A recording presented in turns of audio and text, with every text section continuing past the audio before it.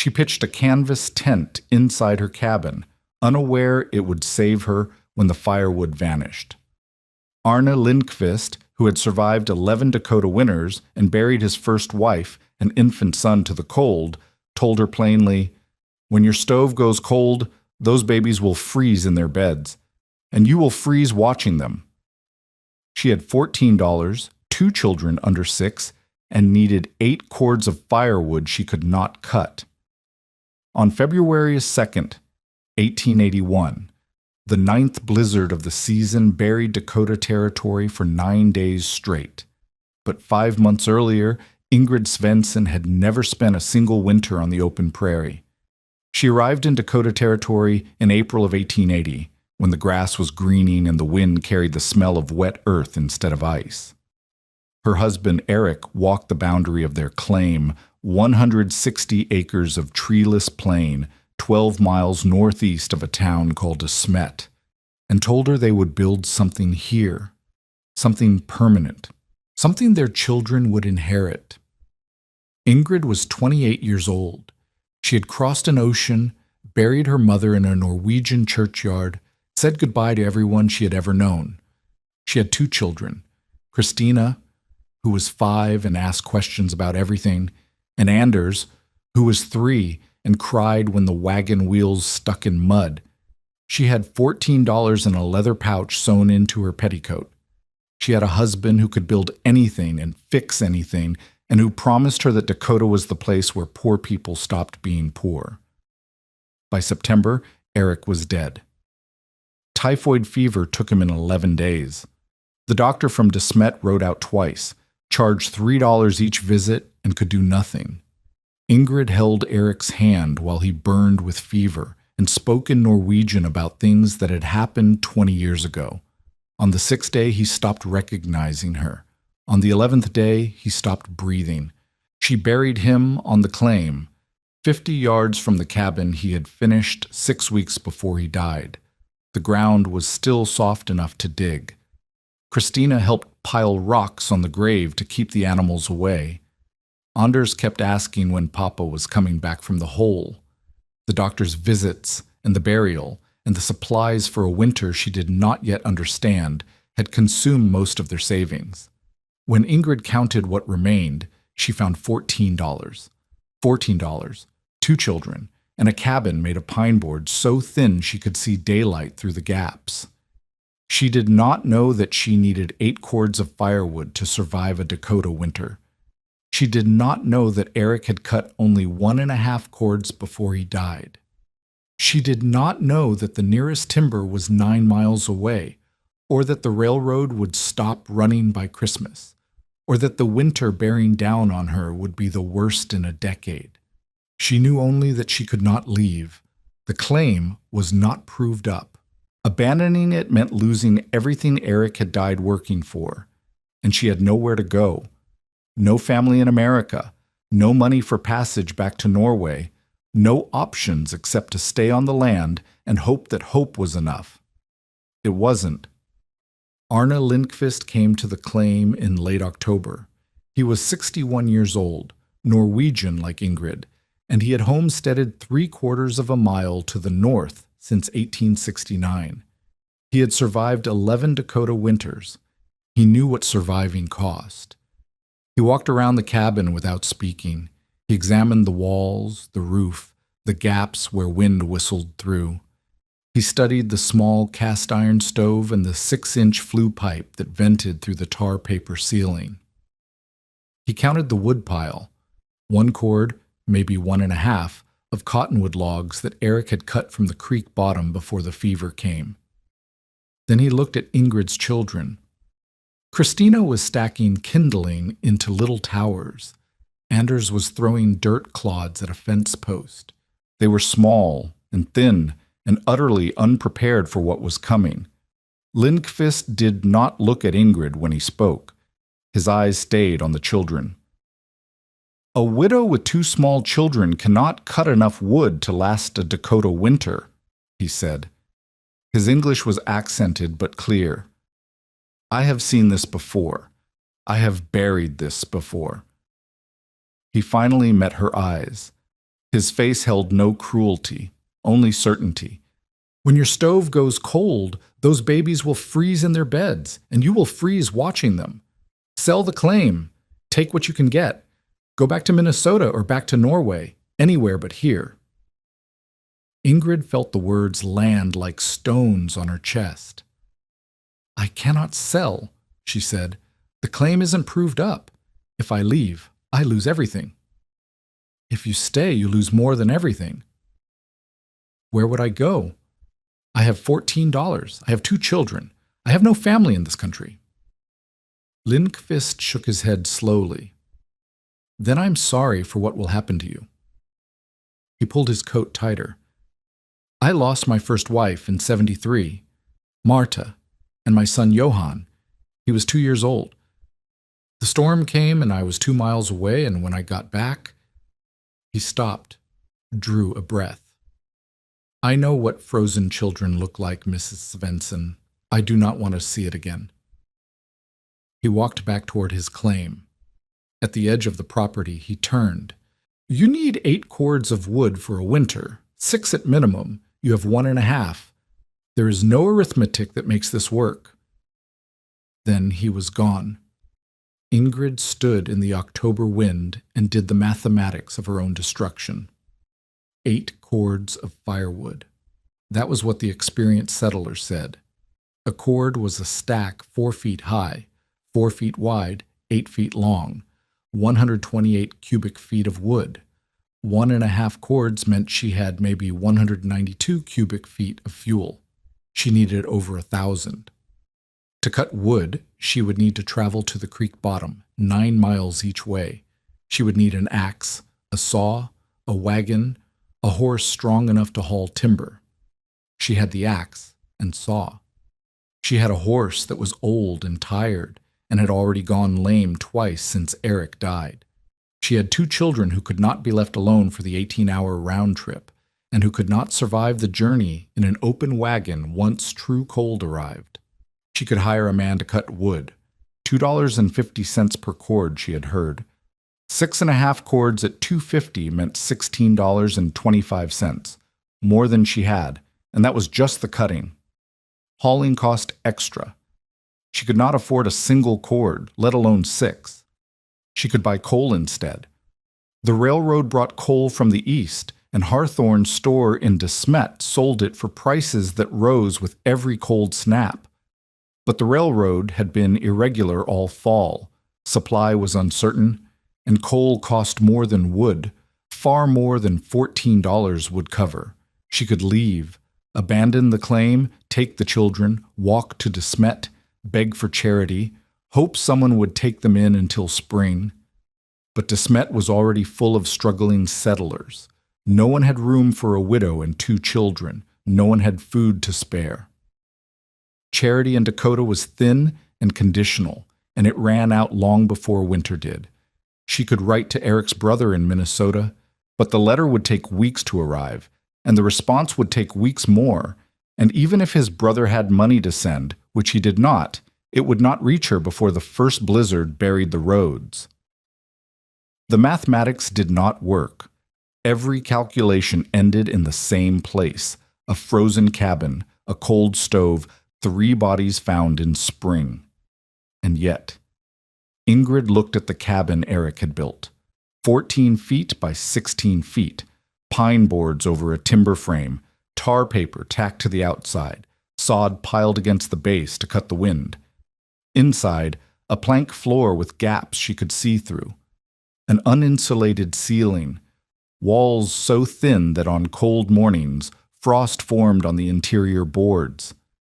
Eric had built it fast, meaning to improve it before winter. He had run out of time. The stove was small, a cast iron box barely 2 feet wide, meant for a prospector's tent, not a family cabin. It devoured fuel. On cold days, she fed it constantly, a stick every few minutes, and still the cabin never truly warmed. The heat rose to the ceiling and leaked through the boards and vanished into the endless Dakota sky. The floor stayed cold. The walls stayed cold. Only the 3-foot radius around the stove offered any comfort. She was trying to heat the sky, and the sky was infinite. The first blizzard hit on October 15th. Ingrid woke to a sound she had never heard before, a roar like a distant waterfall that grew louder and louder until it surrounded the cabin completely. Snow drove horizontal past the window, so thick she could not see the woodpile 30 feet away. The temperature, which had been pleasant the day before, dropped 40 degrees in 6 hours. By nightfall, it was 5 below zero. She fed the stove until her arms ached.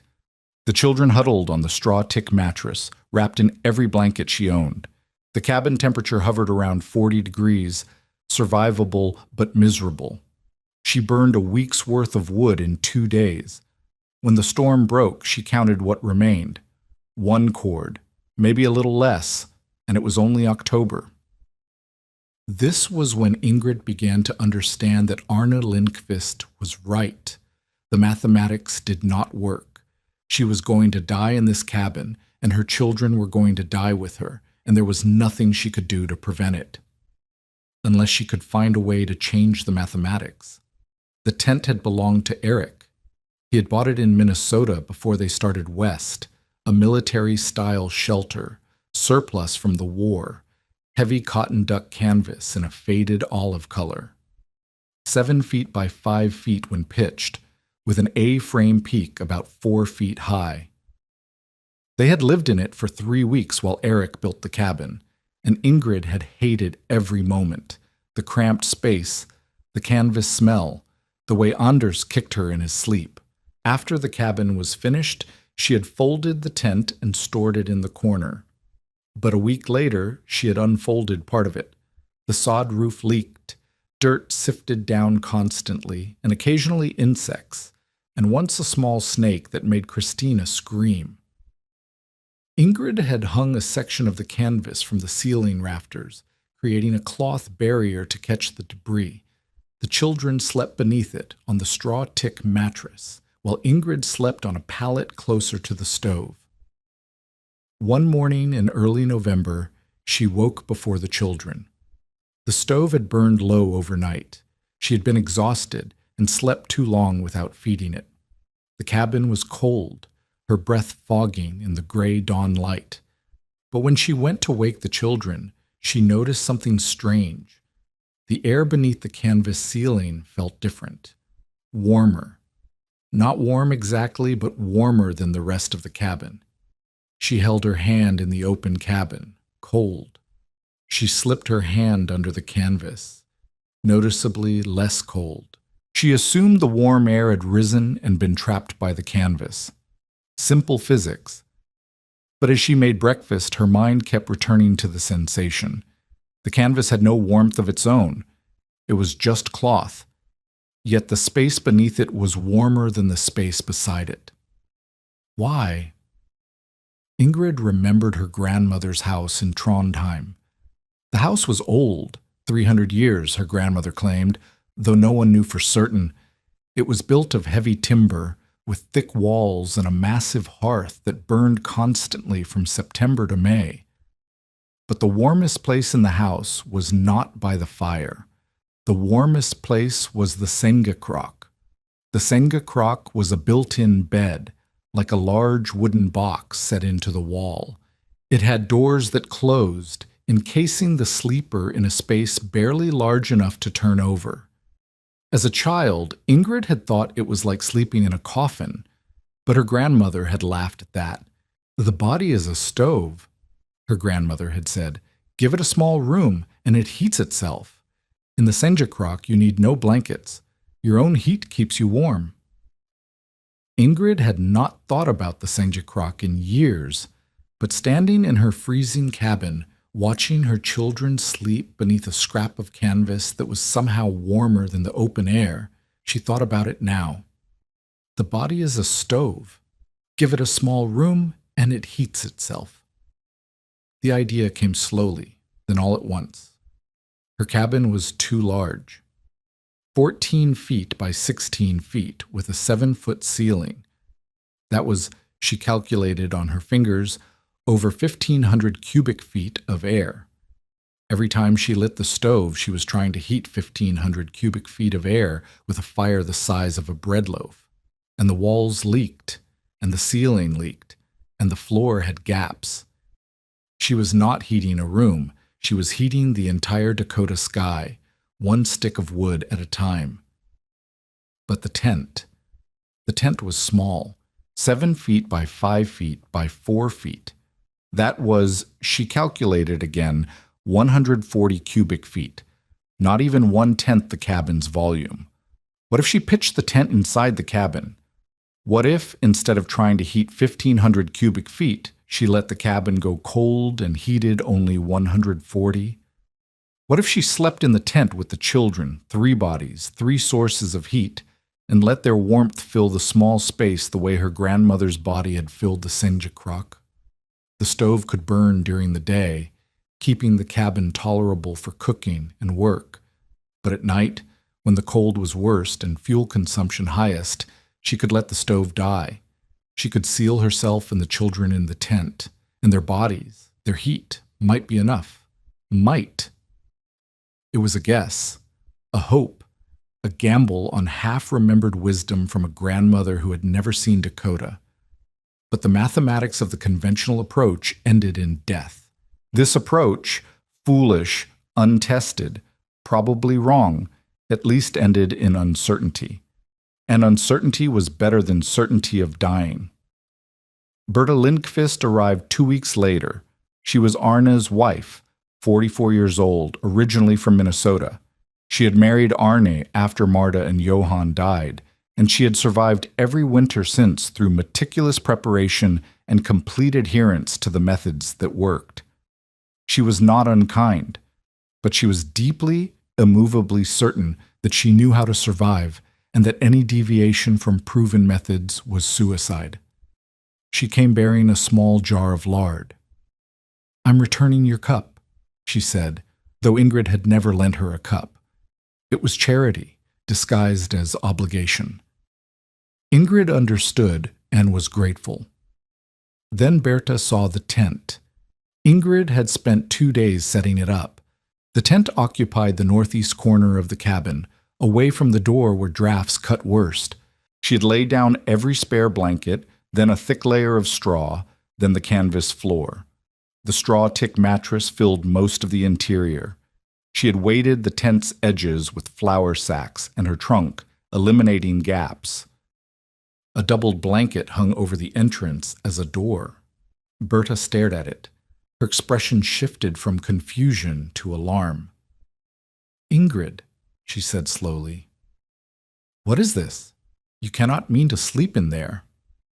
The children and I sleep in it every night now. A tent is for summer, for keeping out bugs, not cold.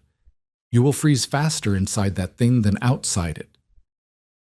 "I don't think so," Ingrid explained. The Senga crock, the warmth beneath the canvas ceiling, the logic of small spaces versus large ones. The body is a stove. Give it a small room, and it heats itself. Berta listened. Her face did not change. "Your grandmother's bed closet had walls of wood and a house with a hearth," she said. "This is canvas and air. You're not thinking clearly. Grief does this. I have seen it before. But you must think of the children." "I am thinking of the children." "Then think harder." Berta's voice was firm but not cruel. "The proven method is more fuel. Find more fuel. Twist hay. Burn chips. Tear the boards from your walls if you must. But keep the stove burning. Don't play games with your children's lives." "I cannot find more fuel." "There is no more fuel to find." Berta shook her head. "Then I am sorry." She set the lard on the table. "Take down the tent and use the canvas to seal your wall gaps. That would at least do some good." She left without saying goodbye. 3 days later, Garrett Timmons arrived. He was 36 years old, from Ohio, and he owned the general store in De Smet, along with several claims he had acquired from widows and failed homesteaders who sold out cheap. He had been watching Ingrid's claim since Eric died. 160 acres, partially broken, well watered by the creek that ran along the eastern boundary, were 3 times an unimproved claim, worth a fortune if Ingrid would give up. He rode up on a gray horse and did not dismount. "Mrs. Svensson," he said, tipping his hat, "I've been thinking about your situation. A woman alone, 2 small children, winter coming on. It's admirable what you're attempting, but admiration won't keep you warm." He looked at the cabin. His eyes found the tent through the window. "And whatever that contraption is, it won't either." He offered $40 for the claim. Cash. Enough for train fare to Minnesota, maybe a little more. He framed it as charity, as concern for the children, but his eyes kept returning to the good bottomland along the creek. "I'd hate to see what happened to the Lindqvist woman's first family happen to you," he said. "The children especially. Think it over. The offer stands until the 1st of December. $40, Ingrid said, "for 160 acres that my husband died proving up." $40 is more than you'll have when you freeze, and your children can't inherit land if they're dead. Ingrid felt her hand shake, not from cold. "Get off my claim." Timmins smiled, a thin, patient smile. "Suit yourself. But when January comes and you're burning your furniture to keep those babies from turning blue, remember I offered you a way out." He turned the horse. "The offer stands." He rode north toward the Lindqvist claim, already scouting his next opportunity. The word spread through the settlement. The Svensson widow had lost her mind to grief. She had pitched a tent inside her cabin and thought it would save her. Poor woman, poor children. No one offered to help gather fuel. No one offered to share their reserves. Everyone was short. The winter was shaping up to be worse than usual, and charity had limits when survival was uncertain. But some families offered to take the children for the winter. The meaning was unspoken. If Ingrid sent her children away, she would have no reason to stay on the claim. She could give up, leave, and the children might survive even if she did not. Ingrid refused every offer. She understood what the community had decided. She was marked as someone who would not listen to reason. When the crisis came, no one would check on her. No one would share their fuel. She had chosen her path, and she would walk it alone. If she was wrong about the tent, she would die without help. The community had already moved on. November became December. The temperature dropped and dropped again. 18 below, 20 below, 25. Ingrid developed a routine. Mornings, light the stove, let the cabin warm to something bearable, make breakfast, do necessary work. Days, keep the stove burning on minimum fuel, twist hay into tight sticks for later, tend the few surviving animals, mend clothing, teach Christina her letters.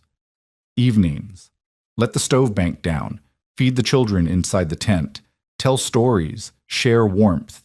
Nights, stove goes cold. All 3 sleep in the tent, fully clothed, under every blanket they own. The fuel consumption dropped by roughly 1/3. She was burning less wood at night because she did not need the stove running while they slept.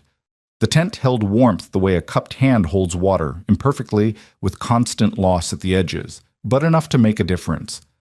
On nights when the cabin dropped to 10 degrees, the tent hovered around 30. On nights when the cabin dropped to 0, the tent held 15. Cold, but not freezing, not death. In the first week of December, a 4-day blizzard trapped them inside. The temperature dropped to 18 below 0. Snow buried the cabin to the windowsills. Ingrid burned fuel during the day, fed the stove until her arms ached, and then, when night came, let it die. She crawled into the tent with her children. She sealed the blanket door.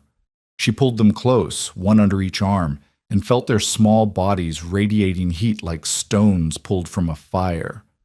By morning, the stove was cold. The cabin was 10 degrees. Exposed skin would ache within minutes. The water bucket had frozen solid. But the tent was 32 degrees. Christina and Anders had slept through the night. It was working. December wore on. Christmas came. 22 below zero. Ingrid gave each child a piece of hoarded sugar candy and told them stories about Christmas in Norway, about trolls who were afraid of church bells, about the Nisi who lived in barns and protected the animals if you left them porridge. In the tent that night, their breath fogged in the darkness, but they were warm. Mid-December. The original fuel supply should have been exhausted by now. Lindqvist had calculated that 1.5 cords would last 6 weeks at most. It was week 8, and Ingrid still had half a cord remaining. The tent had doubled her effective supply. Late December, a quarter cord left, perhaps 3 weeks of hay twists added to it, 12 weeks of winter remaining, at minimum. She was still short, but she might make it. Might. New Year's Day, 1881, arrived with clear skies and brutal cold. 35 below zero, the worst of the winter so far. Ingrid kept the stove burning all day and most of the night, consuming fuel at double the usual rate. The tent could not compensate for everything. Some cold was too cold. January 10th, the 7th blizzard. 60 hours of screaming wind and horizontal snow. The cabin shook in the gusts. Ingrid burned wood and hay and the broken chair that had been in the corner since October. The children ate cold food and did not complain. January 15th, the 8th blizzard. 3 days. When it broke, Ingrid counted her remaining fuel. Scraps. The broken shelf Eric had built. A few armloads of twisted hay. Maybe 10 days of burning. 10 days. And winter would last at least 10 weeks more. The mathematics was failing again. On January 25th, Anders woke with a fever. His forehead was hot to the touch. His cheeks were flushed. He coughed, a deep, rattling cough that came from somewhere in his chest. He cried and said his throat hurt. He did not want to eat. He wanted only to sleep, and when he slept, his breathing sounded wrong. Ingrid knew what this was. Croup, maybe. Or the beginning of pneumonia. Childhood illness, the kind that killed more settlers than blizzards did. The kind that required warmth, constant warmth, to give the body a chance to fight. She could not let the stove go cold. Not with Anders coughing and shivering. Not with his small body fighting something she could not see. Fuel consumption doubled overnight. The stove ran 20 hours a day. The pile of twisted hay shrank visibly. The wood, the last of the wood, vanished stick by stick. At this rate, she had 6 days of fuel, maybe 7. And the old-timers in De Smet were reading the signs. The animals had disappeared, burrowed, hidden, fled to shelter. The sky had a strange yellow-gray cast. The ache in old wounds was worse than usual. Something was coming, something worse than anything so far. On January 28th, Berta Lindqvist appeared at the door. She came on snowshoes, dragging a small sled behind her. On the sled, a jar of goose grease for Anders's chest, and 3 armloads of twisted hay. She did not apologize for doubting the tent. She did not say Ingrid had been right. She simply handed over the hay and said, "For the boy, Arne doesn't know I've come." Ingrid understood. The Lindqvists were short on fuel too. Everyone was short. This was charity that cost Berta real survival margin, fuel that might mean the difference between making it to spring and not making it. "I can't take your fuel. You need it." Berta cut her off. "The boy is sick. You'll pay me back in spring with garden work." It was a transparent fiction. Berta had no garden work that needed doing, but it let Ingrid accept without the weight of pure charity. Ingrid took the hay. 3 armloads, maybe 3 extra days. Berta looked at the tent, battered now, stained from months of use, the canvas wearing thin in places. I still think it's foolish, she said. But you're still alive. I didn't expect that. She paused at the door. Whatever happens, Ingrid, don't let the stove go cold with a sick child. Promise me. I promise. She didn't mention that she was nearly out of anything to burn. Anders's fever broke on the afternoon of February 1st. The goose grease had helped, or prayer had helped, or his small body had simply fought hard enough. He was still weak, still coughing, but the crisis had passed. He would live, if the cold didn't take him. Ingrid counted what remained. The last of Berta's hay. A few sticks of kindling, the slats from underneath the straw tick mattress. She had already pulled them out and stacked them by the stove. 3 hours of fuel, maybe 4. Anders was recovering. Christina was helping twist the last of the hay into sticks, her small fingers working alongside her mother's. Outside, the temperature had been dropping all day, 20 below by sunset. The wind was rising. Ingrid fed the final sticks to the stove around 8 o'clock. The children ate a cold supper of bread and dried meat inside the tent. She told them a story about trolls who lived under bridges in Norway, warm, safe, sheltered places. By 10 o'clock, the stove was cold. By midnight, the blizzard had begun. The 9th blizzard of the season. The worst storm of the hard winter. The one that would bury Dakota Territory for 9 consecutive days. Ingrid pulled her children close in the darkness of the tent and listened to the wind scream outside the walls she could no longer heat. The tent had kept them alive for 3 months, but it had never been tested like this. 0 fuel. A child recovering from illness. Temperatures that would drop to 43 below zero.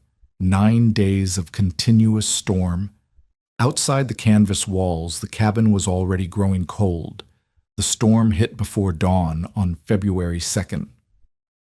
Ingrid woke to the sound of the world ending, a roar so vast it seemed to come from everywhere at once. The cabin walls shuddered. Snow drove against the boards with a hissing, scraping sound, like sand thrown by a giant hand. The darkness was absolute. She could not see her own fingers in front of her face. She reached for the children. Christina was curled against her left side, breathing steadily. Anders was on her right, his small body still warm from the fever that had broken only hours before. They were alive. They were here. The stove was cold. It had been cold for 4 hours now. There was nothing left to burn. Ingrid lay in the darkness and listened to the wind try to tear the cabin apart. She had never heard anything like it. The storms of October and November and December had been violent, but this was something else. This was a living thing, furious and hungry, and it wanted in. She pulled the children closer and waited for dawn. Dawn came gray and howling. Through the gap in the tent's blanket door, Ingrid could see the cabin's interior, frost forming on the walls, the water bucket frozen solid, her breath fogging in the thin light that filtered through the snow-caked window.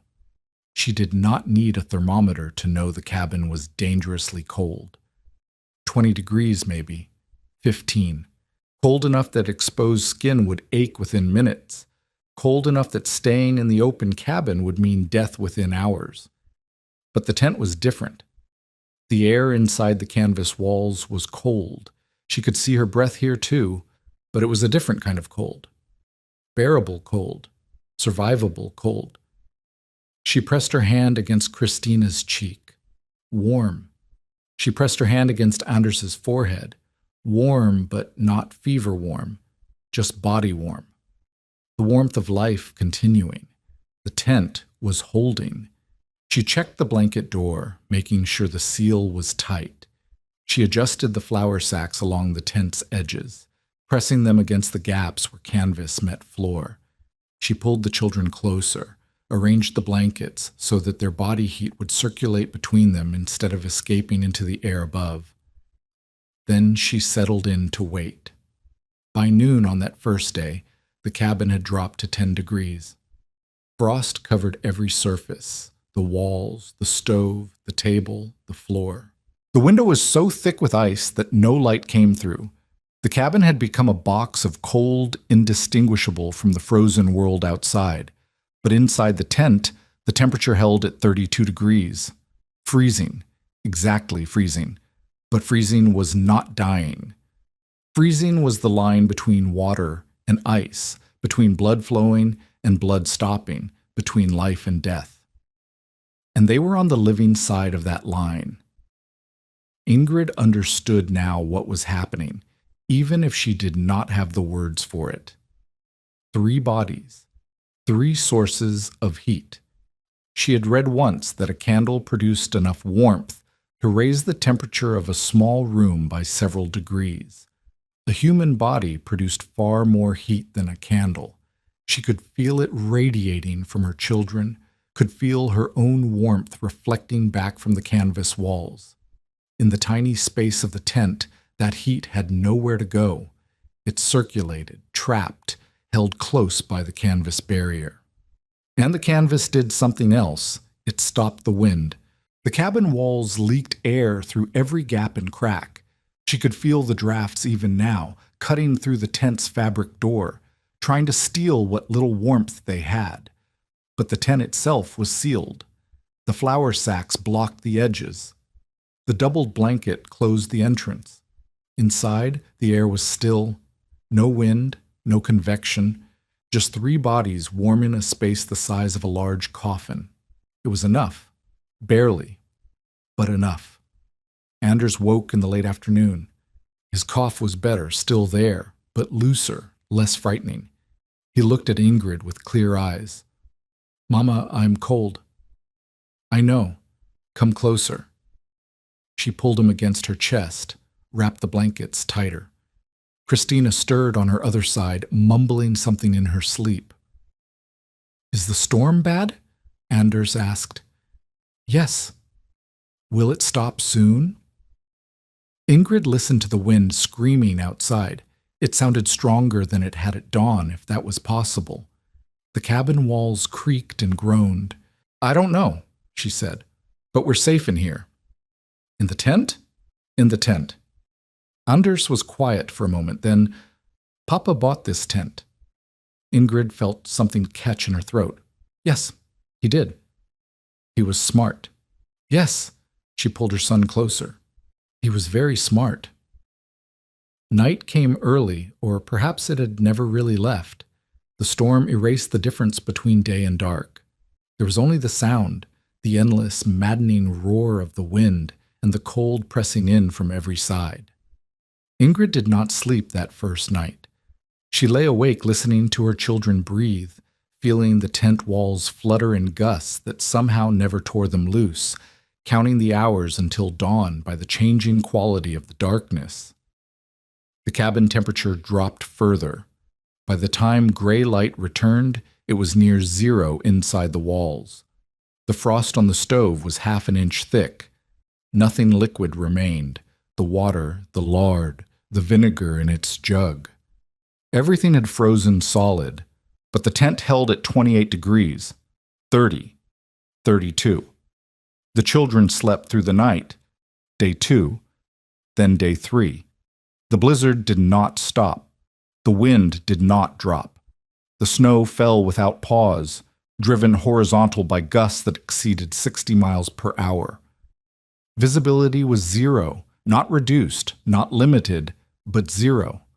A person could not see their own hand at arm's length. The world had become white noise made solid. Inside the tent, time lost meaning.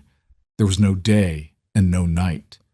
There was only the roar of the wind and the small, warm space and the 3 bodies pressed together beneath every blanket Ingrid owned. On day 3, Anders needed to use the chamber pot. It was a crisis Ingrid had not anticipated. To let him out of the tent meant opening the blanket door, exposing all three of them to the cabin's killing cold. To bring the chamber pot inside the tent meant... She did not want to think about what it meant for a space this small. She made a decision. "Quickly," she told Anders. "As fast as you can." She pulled back the blanket door. The cold hit her like a physical blow, a wall of frozen air that stole her breath and made her eyes water instantly. Anders scrambled to the chamber pot in the corner of the cabin, did what he needed to do, and scrambled back. Ingrid sealed the tent. The temperature inside had dropped to 15 degrees. It took an hour of shivering together, of pressing bodies close and breathing into the space between them to bring the tent back to 30. An hour of misery. An hour of fear that they had made a fatal mistake. But the heat returned. Their bodies generated it. The tent trapped it, and slowly, the cold retreated. Ingrid learned something. Minimize openings. 1 trip per day, early evening, then seal tight for the night. The body heat would recover what was lost, but every opening was a wound that took time to heal. Day 4. The food was running out. They had eaten the last of the bread the day before. What remained was in the cabin, a sack of flour, some dried beef, a block of frozen lard. Unreachable without opening the tent, without losing the warmth they had fought so hard to maintain. Ingrid waited until what she guessed was mid-morning.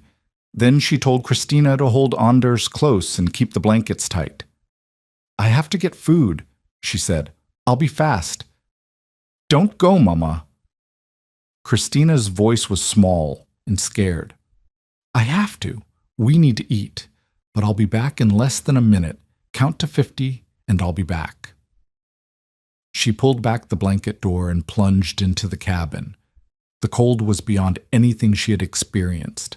It was not just an absence of warmth. It was an active force, a predator, clawing at her skin and stealing heat from her blood. She crossed the 10 feet to the food stores in what felt like slow motion, her joints stiffening, her fingers already numb. She grabbed what she could, the dried beef, a handful of hardtack from the tin, the frozen block of lard, and stumbled back to the tent. 30 seconds, maybe 40. It felt like 30 minutes. She collapsed into the tent and pulled the blanket door closed. Her hands were shaking so badly she could barely hold the food. Her teeth chattered uncontrollably.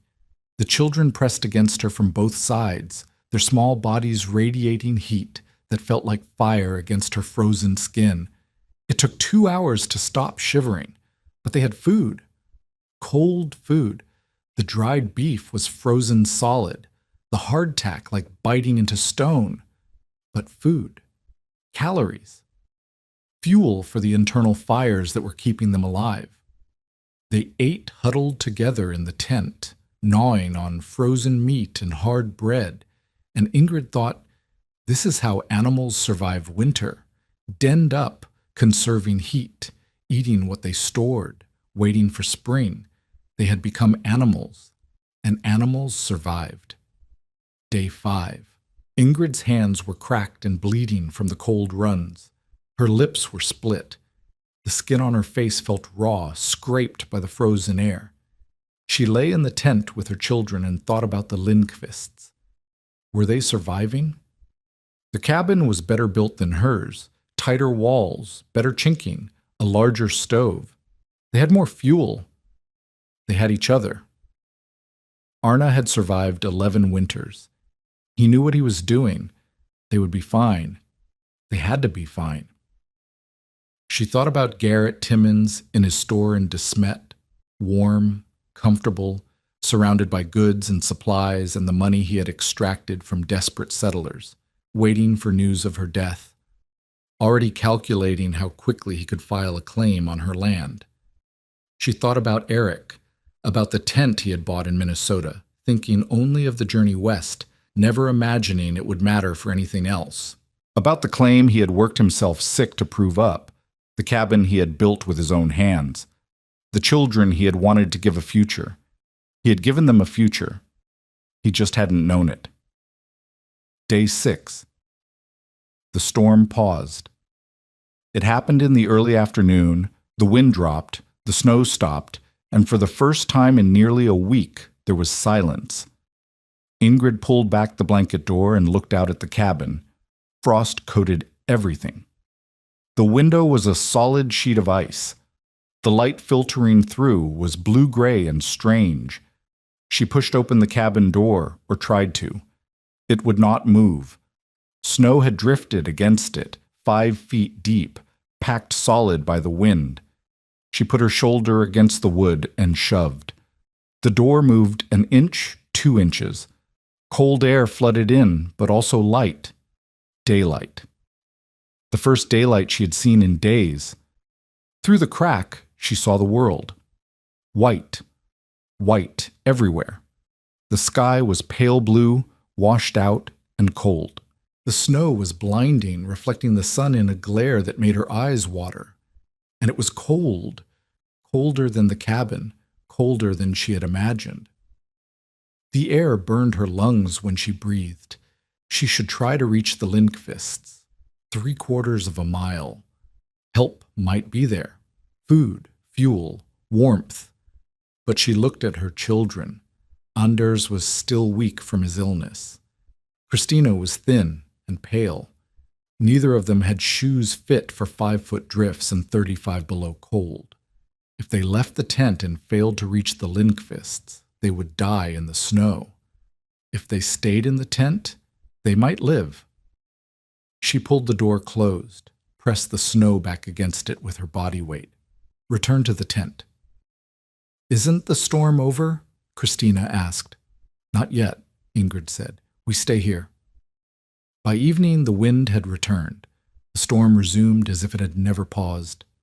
Day 7. Anders asked, "Mama, are we going to die?" Ingrid looked at her son. 3 years old. He understood enough to ask the question. He did not understand enough to hide from the answer. "Are you warm right now?" she asked. Anders considered. "Yes." "Then we're going to be fine."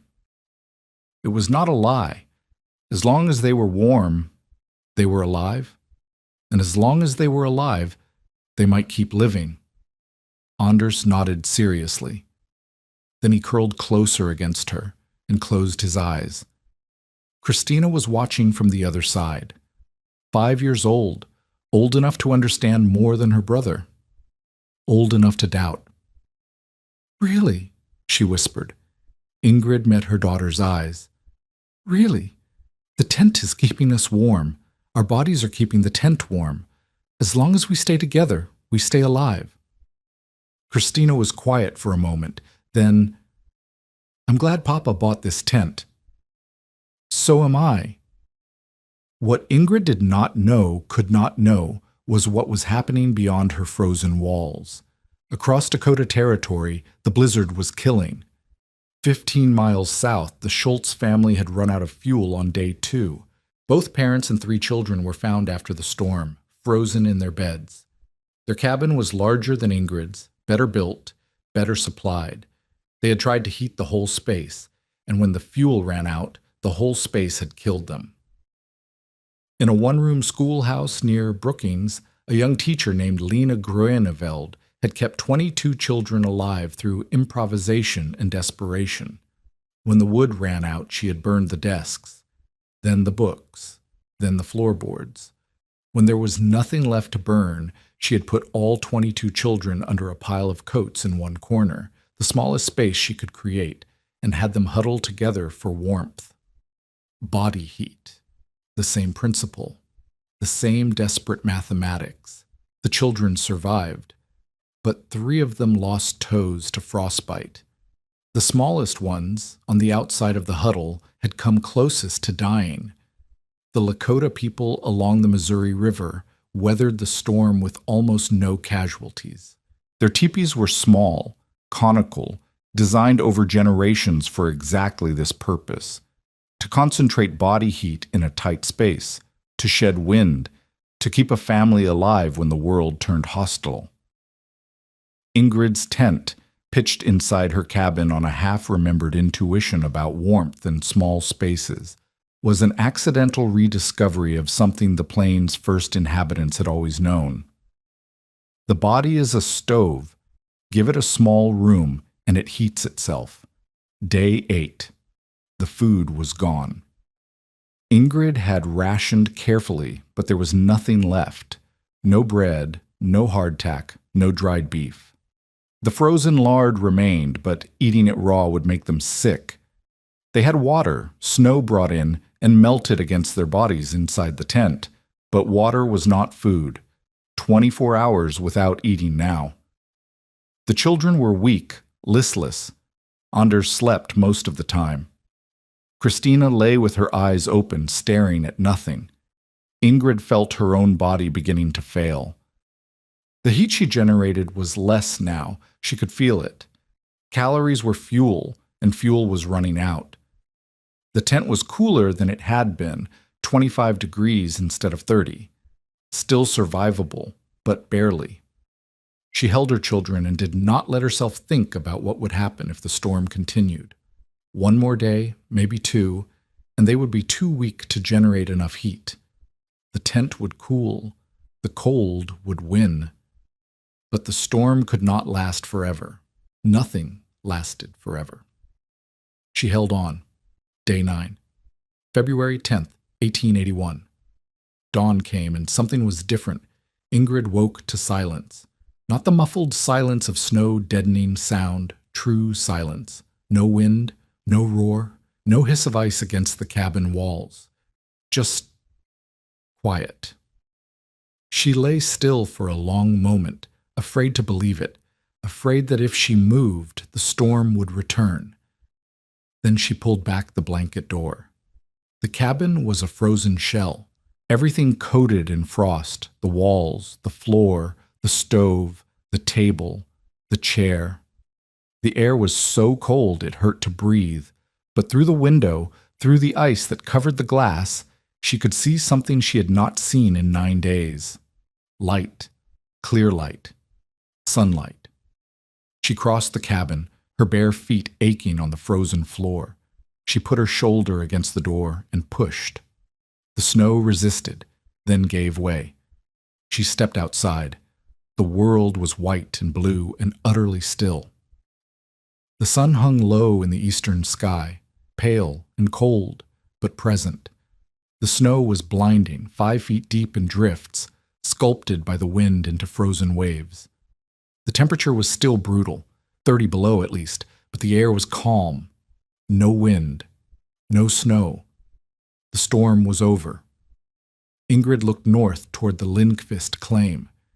3/4 of a mile across a white expanse, and there, rising from where their cabin should be, a thin column of smoke. They were alive. The Lindqvists were alive. She turned back to her own cabin. No smoke. The stove was cold, had been cold for 9 days. The cabin was a frozen ruin, everything inside destroyed by the cold. Nothing remained that was not ice. But in the corner, the tent still stood, battered, stained, the canvas thin in places. And inside it, wrapped in every blanket she owned, 2 children were blinking in the light that filtered through the open door. Thin, pale, hungry, alive. Later that day, Arne Lindqvist appeared. He came on snowshoes, moving slowly across the drifts, his face wrapped against the cold. He carried a sack over one shoulder. When he reached Ingrid's cabin, he stood in the doorway for a long moment, looking at the frozen interior, the dead stove, the tent in the corner. Then he looked at Ingrid, at Christina and Anders huddled together, eating the bread he had brought. "I came to bury you," he said. Ingrid did not respond. Arne stepped inside. He moved carefully, his boots crunching on the frost that covered the floor. He stopped in front of the tent and stared at it like a man seeing something impossible. 9 days, he said. 9 days without fuel. The cabin is... He gestured at the frozen walls, the ice-covered stove. Nothing could survive this. We did. How? Ingrid pulled back the blanket door, showing him the interior, the layered blankets on the floor, the straw-ticked mattress that filled the space, the flour sack sealing the edges, the small, tight volume that 3 bodies had kept warm for 9 days. The body is a stove, she said. Give it a small room, and it heats itself. My grandmother told me that. I just remembered. Arno was silent for a long time. His eyes moved from the tent to the children, to Ingrid's face. I lost Marta and Johan in '73, he said finally. Same kind of storm. Same situation. The fuel ran out. They froze. He paused. I was 2 miles away at the neighbors. When I got back, they were... He stopped. I told you to leave because I didn't want to find you the way I found them. I was certain that you would die. I told Berta, when the thaw comes, we'll go see what's left. I expected to find bodies. But you didn't. No. He looked at the tent again. I've been on these plains for 40 years. I've survived a dozen winters worse than any man should survive, and I never... He shook his head. I never thought to make the space smaller. I always thought you needed more fuel, a bigger fire. I never thought... No one did, Ingrid said. I didn't think. I just remembered. Arnie nodded slowly. Your grandmother's bed closet, the Lakota teepees. It's the same idea. It's been here all along, and none of us saw it. He looked at Christina and Anders, alive and eating, their small bodies slowly warming in the morning light. I was wrong, he said, about the tent, about you, about all of it. He paused. How can I help? In the days that followed, word spread. As the snow compacted and travel became possible, settlers from across Kingsbury County came to see the Svensson claim. They came to see the widow who had survived 9 days without fuel, the tent that had kept 3 people alive when the temperature dropped to 43 below zero. Berta Lindqvist came first the day after Arne. She entered the tent, sat inside for a moment, then emerged with a strange expression on her face. It's warmer than I expected, she said. How much warmer than the cabin? 15 degrees, Ingrid said. 20 sometimes. Enough. Berta did the math silently. Ingrid could see her working through it. 15 degrees meant the difference between freezing and merely cold, between death and survival. My sister's family is in Brookings County, Berta said. They lost everything in this storm. I'm going to write to her. I'm going to tell her about the tent. Other visitors followed. Women from neighboring claims come to see for themselves. The minister from De Smet offering prayers of thanksgiving and leaving with careful notes about the tent's construction. The editor of the small newspaper asking questions Ingrid did not know how to answer. She showed them all the same thing. The corner placement, away from the drafts. The layered floor, blankets, then straw, then canvas. The weighted edges sealing out cold air. The doubled blanket door. The principle beneath it all. Small room, body heat, survival. It was not complicated. It required no special materials, no expense, no skill. It required only the understanding that when fuel ran out, the instinct to heat a large space was exactly wrong. Make the space smaller. Let the body heat itself. Garrett Timmons never visited. He never congratulated Ingrid on her survival. He never acknowledged that he had been wrong, that his offers to buy her claim had been predicated on her death. When someone mentioned the Svensson woman's tent in his store, he scoffed. Lucky, he said. That's all. One lucky winter doesn't prove anything. Next year she'll freeze like all the rest. But he stopped making offers on her claim. He knew that Ingrid Svensson was not going to sell. He knew that the community respected her now in a way they had never respected him. The speculator, the opportunist, the man who profited from others' failures. And months later, someone noticed that Timmons had acquired a military surplus tent for his own supplies. He kept it in the back room of the store, folded and ready. He never explained why. By the end of February, at least 3 families in Kingsbury County had set up what they called survival tents inside their cabins. By spring, the number had grown to 12 across Kingsbury and Brookings counties. The technique spread through letters, through visitors, through the informal network of frontier women who shared survival knowledge the way they shared recipes and remedies. It had no formal name, no patent, no documented origin. Some called it the tent method. Others called it the Norwegian box, after the Sengekrok that had inspired it. It saved lives. How many, no one counted. But in the winters that followed, winters that were never quite as brutal as 1880 to 81, but brutal enough, families who remembered the tent method survived fuel crises that would have killed them otherwise. Old Arne Lindqvist, who had lost his first wife and son to exactly the cold he had warned Ingrid about, adopted a version using blankets hung from the rafters. He never again lost anyone to a winter storm. Ingrid Svensson proved up her claim in the spring of 1883, 2 years after the storm. She had met every requirement: 5 years of continuous residence, cultivation of the land, construction of a permanent dwelling.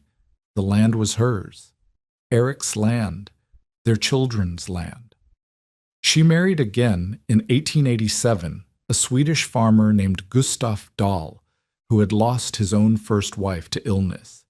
He was a quiet man, steady and kind, and he built a proper house on the claim with thick walls and a good stove. Together they raised Christina and Anders alongside 4 more children. Ingrid never accumulated wealth or fame. She appears in no history books, won no awards, gave no interviews. She lived the ordinary, difficult life of a plains farmer's wife, the life that thousands of women lived in thousands of cabins across the endless grasslands of Dakota and Nebraska and Kansas. She died in 1924, aged 71, and was buried beside Eric in the small cemetery outside De Smet. Her tent, the one Eric had bought in Minnesota, the one that had saved her children, was used as a play structure by her grandchildren until the canvas rotted away. By then, no one remembered what it had done. It was just an old tent, a relic from a grandmother's pioneer days. The story had become family legend, half remembered, half believed. But the principle remained true. The body is a stove. Give it a small room, and it heats itself. On February 2, 1881, the 9th blizzard of the hard winter buried Dakota Territory for 9 consecutive days. The temperature dropped to 43 below zero. The wind exceeded 60 miles per hour. Snow fell without pause, day after day, until the world disappeared beneath a white shroud 5 feet deep. Fuel ran out across the territory. Stoves went cold. And in cabin after cabin, families who had done everything right, who had cut their wood and stacked their hay and prepared as well as anyone could prepare, froze to death in the homes they had built with their own hands. In a claim shanty 12 miles northeast of De Smet, a widow with 2 children under 6 burned her last stick of wood on the first night of the storm. Arne Lindqvist, who had survived 11 Dakota winters, who had buried his first wife and infant son in the blizzard of 1873, had told her, "When your stove goes cold, those babies will freeze in their beds, and you will freeze watching them." Ingrid Svensson's stove went cold on February 2nd. It stayed cold for 8 days. Her babies did not freeze. On the morning of February 11th, Christina and Anders Svensson emerged from a canvas tent pitched inside their frozen cabin, a tent their father had bought in Minnesota for the journey west. a tent their mother had set up on a half-remembered intuition about warmth and small spaces. They were hungry. They were weak. They were wrapped in every blanket their mother owned. They were alive. The human body generates 100 watts of heat. In a small enough room, that is enough.